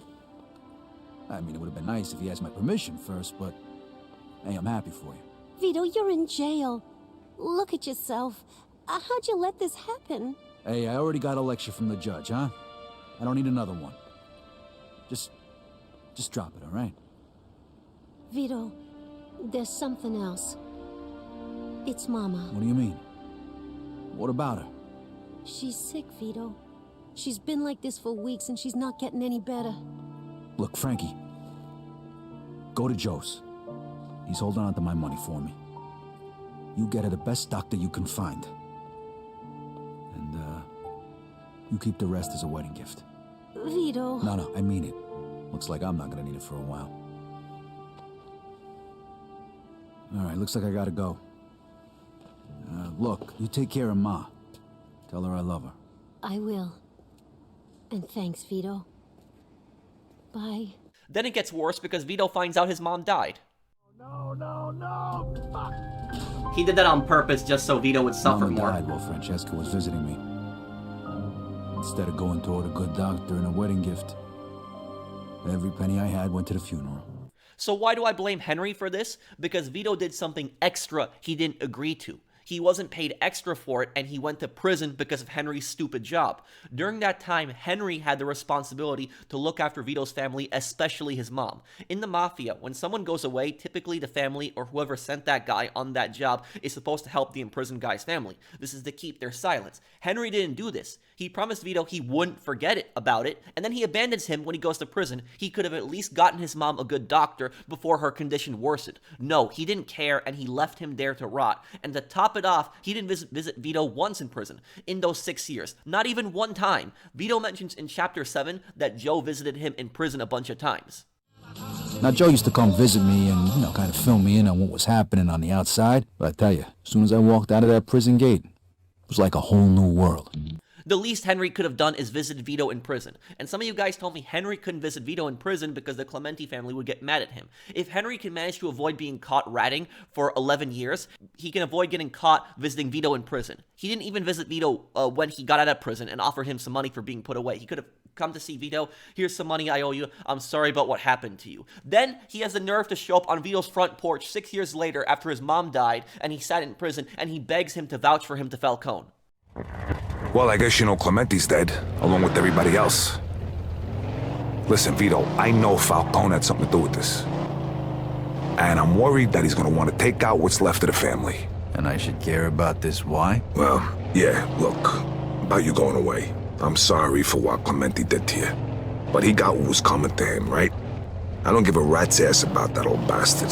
Matter of fact, I'd work for Falcone just the same. You saying you want to join up with us? Yeah, and since you work for him, I thought, maybe... You think you could put in a good word for me? Vito was right, and I should care why? The first thing out of Henry's mouth should have been apologizing for what happened. He doesn't apologize for what happened until Vito says, why should I care? Vito honestly should have told him, you better get off my porch right now or I will kill you. Instead, Vito vouches for him. I think Vito idolized Henry too much to see that he was just an opportunist. He was using him. I actually agree with Leo that they should have just popped him right then and there. What are you, getting senile on me? Because they're gonna kill you. Stop talking, for Christ's sake. Get dressed and let's go. Why don't we just get rid of whoever Carlos sent to whack me? We got the advantage. They don't know we're expecting them. I can't do that. I know the guy. I'm actually the one who got him the job. What?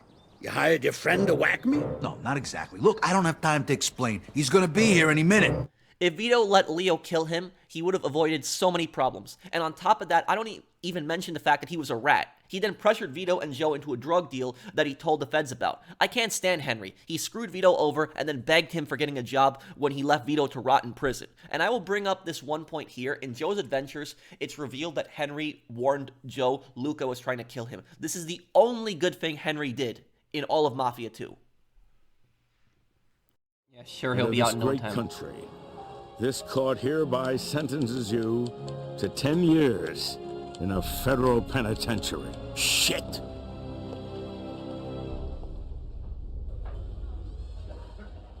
Fuck! What the hell? You said he was gonna get off. First of all, lower your fucking voice. Second, we'll talk about it tomorrow. Not now. Go home and cool off. Then come back in the morning, you understand? Yeah, whatever. It shows Lucas' Dumb tempers son is of a too much.